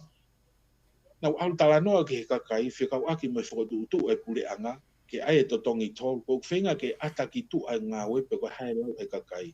Ko hae feedback mai kakai, pi e whia nau tolu ke totongi e ki fo i tōl ki he kolosi, pe nau tolu, mahinu ka nau tolu e uhinga whae totongi, whia pe nau tolu ke hiriwhaki, ai fo i mamafa ko yaki ho nau ma pe nau kau hono fua ai ngahi whaingataa ki he langa whakalakalaka. Ka pauna e lere pe pure anga ia o langa hala whakawakawa pe o vare kakai na kai ke ataki tu a ngāue o tu e totongi te nau longoa. He kai ke nau whie totongi e tōl. Sio koe ke koe mea ko sa ia he pure he ataki tu a. Kau ia he mea whaingofua taha. Au ne hanga whakaawa i matapa ke toko ni kakai ki he ngāue kou whai mo langa whakalakalaka o whemau ke au sia he whanua. Pea mahalo o ke tonu ke ui au he kakai koe Kanititeiti ataki tu ataha ataniela whare. Maria lai tanea. Tēnā koe whakaukau kone o primary, he? Ai koe nai hoko he ngahi tau whiri koni ko tau situ atu me ai. Ai a rewa ku kai ke te whai rewa ai o ko tu whapaanga pe tu whamea kai me ngai whakaukau pe he. O mai he taha hene whehui, e heneri e whehui heni ke whehui etka koe pe o ku ke pehe o ku totonu, o ku ke tui nai o ku totonu ke tipeite kau kantiteiti he tau pehe reti o i tongana pe koe social media hangi koni ta talanoa pehe ni pe ku totonu ke mou o mai o tipeiti kotoa kai whanonga kakai pe o ku tau lere pehe mea koni ku tau lotonga lere e ta ni mika koku whe eke atu e au whe ho wakai o te whai ngofuang ho mou campaigni he taimi o ku e kau kantiteiti koe ke te whaha tuwha moha ai paanga mo ai mea kai pe o ku kai kia hana fuwhai ke he ona ka koe ho wakai.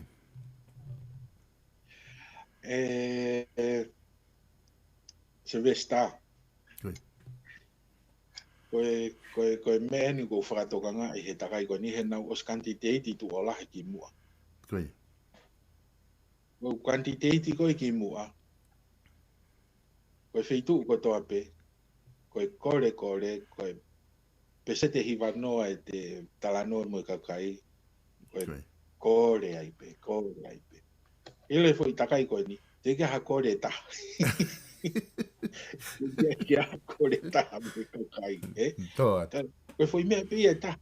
Koe fo i mea pia ta ha kou pe he kusai he fo i takai koe ni ki he whiri. O ku mahino ki he kakai.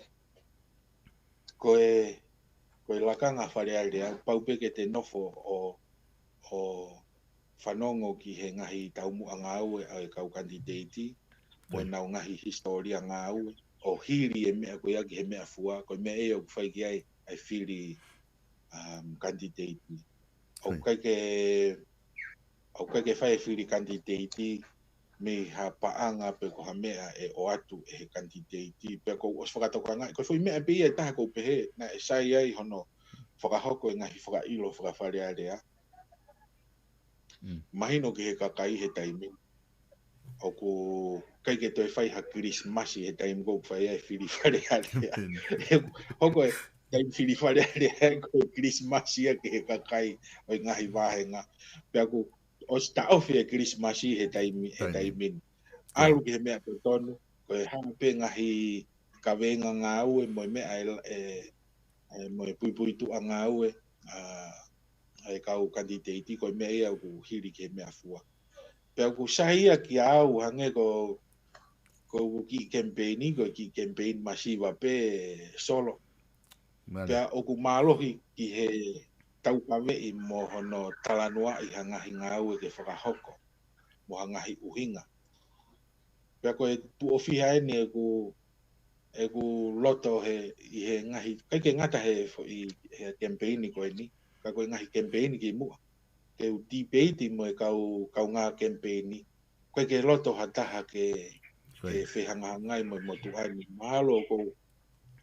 Mahau ko ha te volo a wia koe ke fie tipeiti ha whakafofonga mo tuani. Koe ke fu mahi mo kau pe ko ha mea ku fu pehe ai. Ka ko loto a wia pe ko tui a wia e aonga mea koe tipeiti. Te sio e kakai e whanua. Ko hai ai kakai o mateu mo oni. Ko hai e kakai o mau e nau ngahi whakakau mo ngahi palani. Pe ulawa tau kawe. Koe mea whai ke heia. Ka pau o kuaha kau kantiteiti ia. O ku whie kantiteiti. Kau koe ke nau lawa nau tolo tau kawei. Mo whehanghangai mo i kau ngā kantiteiti. Ke whai hono sivi. Ai ngahi taumu a ngāwe. Pe ko hangahi taumu a ngāwe mo oni. Pe au whie mao he whanua mo i wahenga. Pe o atu mo i ngahi pui tua. Mo i ngahi whaunga ngāwe ke whakahoko aki e nau ngahi whakakaukau. He koe mea kehe ia e ua Silvesta. Koe mea kehe ke te whakotuu ha whakakaukau mo ha palani. Koe mamani kehe ke te whakahoko e palani ko ia. Koe fui mamani kehe ia e ua. Te lawa kita kai haa whakakaukau me ha kantiteiti pe ko me ha wheitu. Pe te besi. Mea lere ie. Pe te haa ua puaki o tau kawe mo whakamatala. Ka ausen ko ia. koe ke te mau kita e tau kei mo poto ke whakahoko e ngahi whakakaukau fo o ko ia pe ko tui koe taim ko whakahoko e tipeiti taim ko ke whakaari mai ai fo I whakakaukau tau te whito I hono fofoa I maha fo I whakakaukau fo o e whainga taa ki ha taha o te ke maasila mo mateu mo on kene tipeiti pe fuhui aki hangahi whamooni hangahi whakamatala hangahi whakaiki ki he founga mo uhinga e malawa ke hoko ai misi pe koe taumua ko ia o hoko mai ko hafo I ngā ue o kutu pia moon koe ko tu ia o stein ke taunga un tau tolu ki ai pe se vesta fe ke whakawhi e kau Kanititeiti e kona o kei toi wike ua e whai haki I tipeiti he wike hau e kona ko si ko whakatoka ngai he koena ko whakatoka ngai o ku hoko mai kau Kanititeiti o hanga whakaike eke ki nau tolu o ko pe au ko I ka pau e lava ai haki fo I time tipeiti pe ke hanga tuku mai e ko tu ia uia ki he whehu I Silvester au ngā lahi tipeiti ke tokoni ki kai ke nau sio ko hai e kau Kanititeiti le rei taha pe ka pau te ke lava whai e fo I whakawhi ko tui ko hono whakalakalaka I lahi ia ho tau ai whaunga whakatemu kalati ho tau ki whanua ka pau tau whiema e temu kalati aski mua pea ataki tua ki he kakai ko tipeiti ko whaunga ia taha aski mua mo ataki tua koe tēne o ko tui hanga koe na whahātu he ki mua ki kamata ta polokalama teu whinga ki kamata mai he paanga whawahenga pea o se o koe pau tuku au ke ta whaaki kau kamata mai ala whakawakawa o ta hau ai tau au te kei ta lawa tau a au ki he paanga whawahenga ka kuku eke atu te lava hata polokalama e taha I he tō prelu time tatau wika hau pe ku koksio ko time campaigni pe ku te aha o time pehe pe ku kei whenga maari e pe o tui Silvester ko e ngau kona o ke whai whakataha mo e kau platform ke he ono whakaeke eke kau Kanititeiti o mahu inga upito ke tokoni ki he atakitu ai tau ngā ue pe ko o mahino ki au o ku toe aunga ki he tau kakai tonga ko I muri o ku iai pe he mo wivi ke tokoni ki he mo ngahi ka ainga ko I tonga ni ki he tempo whakahoko e ngahi whiri ko tui o ku aunga mo ngahi whakatalanoa ko ni ihi ko koe ke nau mamata I he ngahi interview ko ni ka koe motolu ko nau kui muri ko tu yo kui pe mo wivi mo tokoni e ala whakahoko ki mo ngahi ka inga I tonga ni pe toton be ke mo ngau e aki mo wivi ko ia tokoni lahi ke whakapapau I o ku uno e whanua ki he lerei taha ko tau whakaam ki ai pea I hene pehe pau pe ke hanga tuku haki I taimi I he wike kahau ke tahoko atu. Pea ko whakamalo lahi atu ki koe Silvester mo e VPON ni. Malo au pito e hono whakawhainga maari e motu ani ke whakaike eke au I mo platform mo malo au pito. Tēne olo ki mua ki ta mawahe ahoni. Tu mo ke whakaosta ki whehu I koe ni ku kore mahe taha koe ni ke whanga whehu I atu. O koe ke haku ilo aku ki he mea koe ni ku whehu I mai. Ka tupe ke o atu. I koe mea lerei pe ke wakai ki ai. Koe whehu I mai. Solo ki eke tonga ka nela. Ai 7 miliona na awe ke fufulu ake rimu. Ai wakai no sila lo tonga ne hoko sea I he poate taulanga malo. Koe taimi koe na awe ai koe waka o toho na kai ke u share uia na awe waka ia wholoa e ku osi me he lakanga koe ni. Na ku osi I he maasi e tau ku osi. Kau ku o ku iai pe eu ki whakalawe ki he mea koe ni. Kai ke umau au pe koe 7 miliona. Ka nai mahino pe ki au Nei fie mau e ngā ue lah ki hono toho ko e waka. Ko mea ko fie mau ke mahino ki he kakai.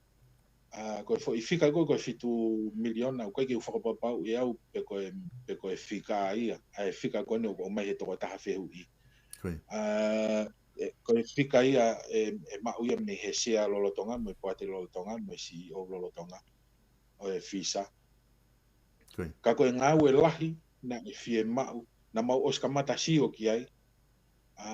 Pea i he taimi koe ni na mau i he sea koe ni fisa, ke mau tuki tu ana o si kamata ke whakaiki iki mai e ngā ue koe na e whai.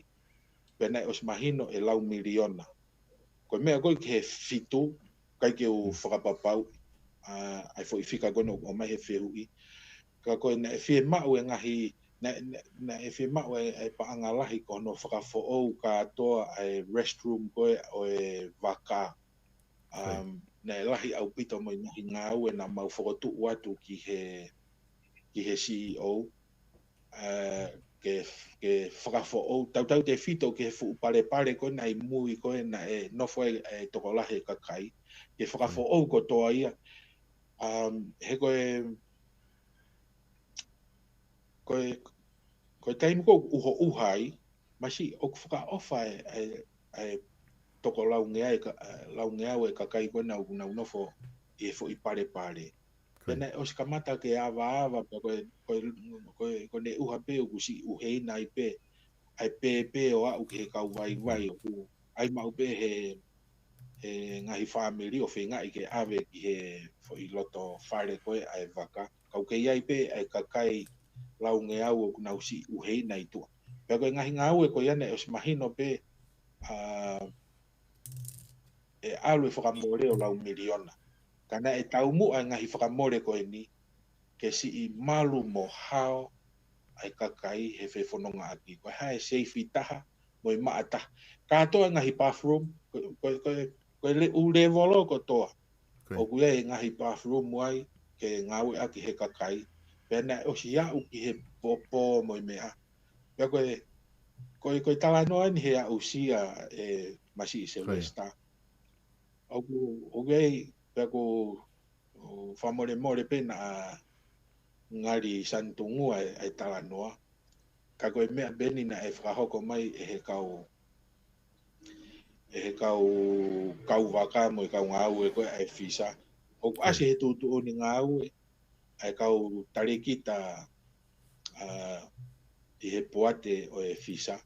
O pau ke heka tu o taha he ta e kau tarekita i he waka me tongani o au ki he ongo niua. Pea na e whakahoko mai he kau ngau e. Koe kau tarekita koe ki heka no pene teke ha kau tarekita e heka o au ki niua. Naa moe mau ki i poate na e kau tarekita na e heka i he waka me tongatap o au ki he ongo niua pia foki mai. Pea koe uhinga ko urea i he ilo pau na e fie mau ke whai ngahi ngau e lahi koe ni. Koe whamore pe pia kore ke hu whangatu he ngahi tala whakapapa ko toa pe o e polo kalaman. Koe hu koe ke bathroom ngahi o koe ngahi kau ke te piki ai he se lue foke waka. Ne bathroom ni i ko popo ia pe homo ai mea ko piki ai ke ngau aki e te ko ke ngau aki bathroom. Masi koe ngahi mea hau inga ia o tau te fito ki ha kau vai mo mea e se lue ai waka. So pea koe uhinga ia o na e kau ai fo i ngau e mahu inga ko ia.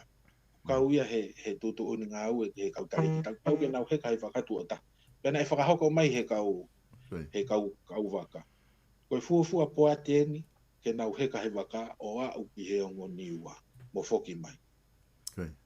Pea ihe ne pehe na au kore na e os mahino ne au ki he mau whakataha whaka os mahino te mau mawa. Pea na e kore e kau tarekita ki he CEO mo e kau kau ngau e kau manager ma o lunga e kau taha. Mo kātaki o whai e lere i taha ke whakalelei e u mea koe na mau whakatokanga i he mau heka he waka. O mahino pe e lau miliona e whakamore. Ka koe safety ai kakai, koe tolonga ai waka, koe malu ai kakai he taimi uha, koe no whakawhainga maaria i ke maa e bathroom, pia kai ke hoko ha whakatamaki i he bathroom he taimi ko whewhanonga ake e kakai. Lahi au pito e ngahi uhinga, na mau kore tuku, he mau wike whakaosi koe, mai whakataha whakaosi koe mea mau kore. Te mau os mai mau tolu, mau kore koe haipe kau tare kita mo sea hoko atu mau loto lahi, e whakahoko i ngahi ngāwe koe ni, ui ngā pe koe malu mo safety e kakai mo tolonga e waka. Ka pau he kai ke tokanga i e waka, e wawe ne mau mau, whi mau ke ai e peseti le reita. Pena e toi kau me foi uhinga koe ni Sylvester, ai foi uhinga taha na mau whakotuu ke whakafo ou katoa e bathroom. O whakafo ofa au pito pe waka, kau e bathroom he mea mahu ingata, ke he kau pālangi. Loto nau tolu ke whaihangahangai mo e whaingata ai fo i wholau. U heina mo e viku mo e mea.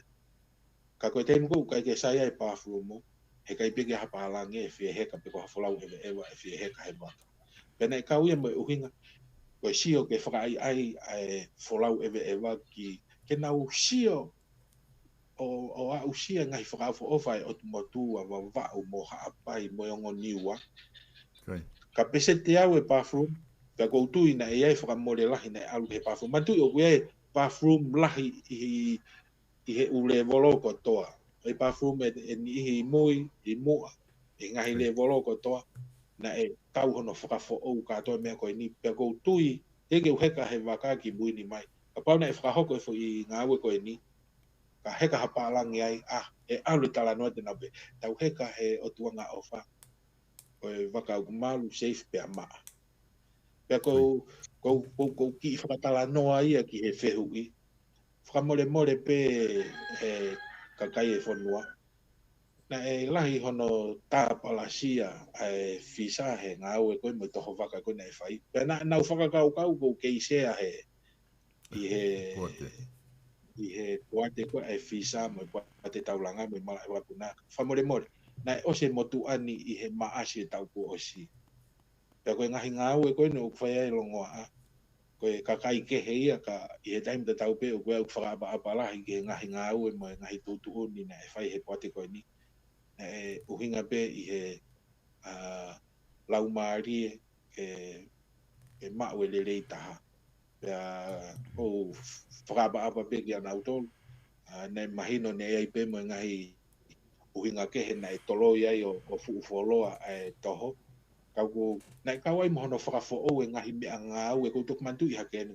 Whai e Talanoa au kamata ke mantu. Ai whakafo o e ngahi mea ngā au e whakawhetu utaki o e waka. Pena e uhinga, pena e pesio ki he lau maari e rei koe e kau eiki waka mo e mea. Nanau pehe. Lahi e whakamore e au he waka e saipe koe. Koe mea, koe koloa pe ke mau e standard koe o kwhia mau he marini ki he safety koe e waka ki he whetu taki ka namau talange oua. Ai ki he tau potu taha mea koe ne iai koe e waka e he ne keifo ou. Whia mau ka atoa e ngahi mea ngā au e koe ia, nau koe ia ke whakakakato. Nei uhinga nei o mai ai. Heu mahu inga au pito ki he whetu taki, heu kau mo e sai e whetu taki, mo e ka atoa e ngahi mea ngā au e koe ia ki he whakapapau i he eiki waka au malu e kakai.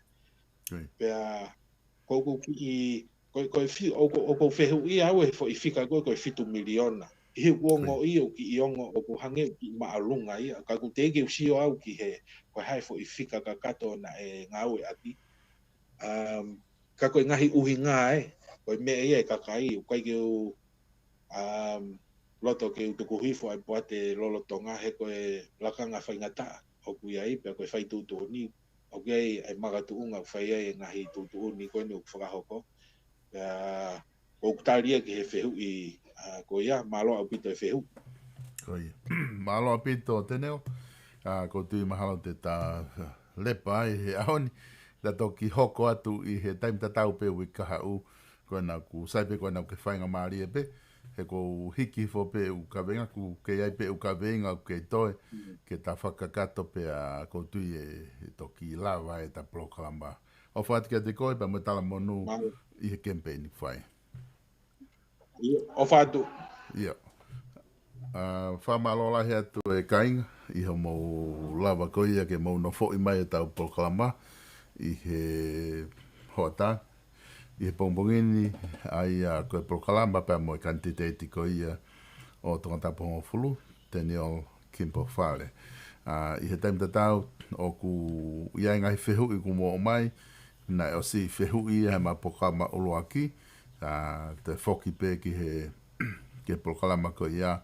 o te whanongo ai o ku iai tari u whehu I o ku mo o mai I loton pia koe pe u whehu I te u hiki ke tok ange he ma proklama koe ka hoko mai Pea Moe Kanititeiti koe proklama whoki e hoko atu ai anai ai ko taimi hoko ai whaa ko anu silani o ka manaki ke whai ai e whakatalanoa Pea Moe Kanititeiti whika ua o tangata pongo fulu ko sen mili tuene toa whanua ai ko manaki ma whahoko ia ai whiawhi I he taimi whaa ko anu silani ai ko taimi ni mai a tonga ko e proklama ko na mana ke whahoko Pea mo ka peri lan mata o kore mai ai Kanititeiti ke mata whahoko ui kahau ko ngā ku wea I ngā ue mahu inga o whia mau kene whakakato mo e wāhanga I he wikeni kato ki whahoko e tau whatalanoa I he wikahau ko e proklama rewa pongpongi ko e proklama whatwhanua whao ia Pea Moe whafofonga ko ia o tongata whitu Paula Piben Pikala. Ko tuka ngai proklama ia utoe ke o atu pe miheni ka ku kimoa ke ose e tau proklama ko loto pe ke o atu e ki tuaki ko ni ki e whamalo ia ki nau tolu ko ia e ngai kautaha o ku nao sponsor e ngai proklama ko ia o atu ko pe miheni.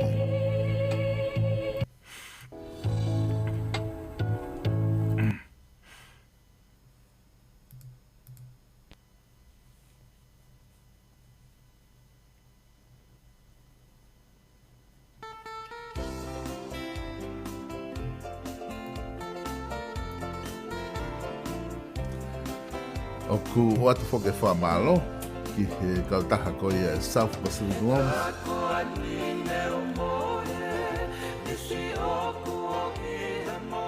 Aia ko kautaha eni o ku nao sponsor tau mai proklama ko lau o atu miheni South Pacific Loans ka pau ke whemau whahinga paanga ke tokoni ki ho whamiri te ke lama rei pe ke whitu utaki ki whika telefoni ko ina noa walu meau, walu walu, hiva walu, walu walu talanoa ke stari tupou ki whataha te nau kaumau hangai koe kuma wha o atu I whia mau ko ia pe mi kautaha ko ia South Pacific Loans if you need help with your financial situation call 0800 88 9888 and talk to Start ai o nau fia ke nau tokoni no whapaanga ko ia o ngahi proklama ko doa pia ma o atu pe miheni taoni ke me tolu ai tau whiao mai da mai tau taha ko ni South Pacific Loans o grei moe kore ke te mo tolu I he e ma website ai ko VPONmedia.co.nz VPONmedia.co.nz te ke lava o hu o mamata hinga I tuaki te ke lava tongi ata ko pasi ai ko fonga no taha e te ke lava I o hu hanga tonu pe I he website ko ia South Pacific Loans ke whahopo ai hao no I pea mo whai mo fua te ke mauia te ke hu pe ki he VPONmedia.co.nz ok tongi I te ke click I he ngahi ata ko ia o pasi ai South Pacific Loans te ke lava rewa o hu hanga tonu pe ki he na website Talanoa ai ke nau tau tau fit ke nau tau ko ia whai whatongia pe me iai o kai tau tau ngai ma whahok whatongia me ai stalik tupou pe e tuke ni na loto ai te nau lama o te kone e tuke ni koe Kake ngatai koe kautaha ko ia seafood ko I Heaven Kitchen Aia koe kautaha koe ni, koe wharekai eni, te na lawa o atu e mea toko ni koe ni loto o tahuku. Na wawa i he tahawa ho atangi hama fui ko uri, aia koe whika whitu raha F o College Road i loto o tahuku, te koe whika telefoni, koe noa ua taha ua whitu, malu hiwa noa ua taha ua whitu, taha ua whitu, noa ua taha ua whitu, walu hiwa no, aia koe kautaha ia, koe iheme kitchen i loto o tahuhu, siri e pemu whinau, mo wafe tuai o tokoni ke te kinau tolu. Koe ngā tai koe kautaha wala koe ia page fashion store i loto nuk alofa, o ku kei tu mo lau koe utai koe ni te ki a watu i he wiki wha au sima, koe wiki kongi mui wiki hau, e ke tō ki a u ki he uta koe ni ka ku oatu pe ke mo mamata ki ai, o ki ai e uta fu au, ai kautaha walani, ki amanaki ki a watu ki tongana, te ke lawa pe o mamata ki ai i hao, te hao telefoni pe kai ki ngā tai mao mo mea ki he pe i ai, mao ngahi nau teu koe ia ke wari o ke hafa o whai, mao mo whahinga wala pe, he kesi ke tui ki he lotu, koe suspender, mao mo wala ke ngau aki,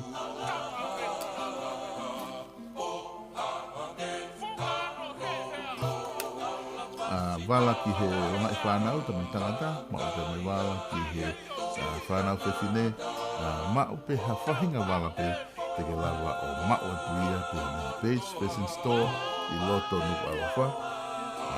Peka telefoni ena, ua fitu, tolu ni mao pela walu fitu noa, walu lima tolu.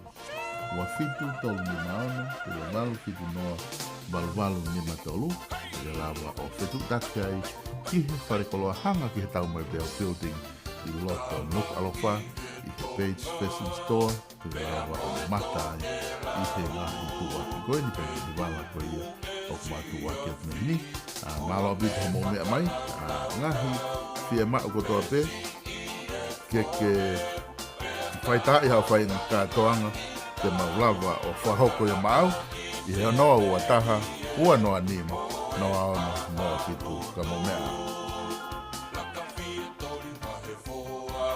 Waka waka waka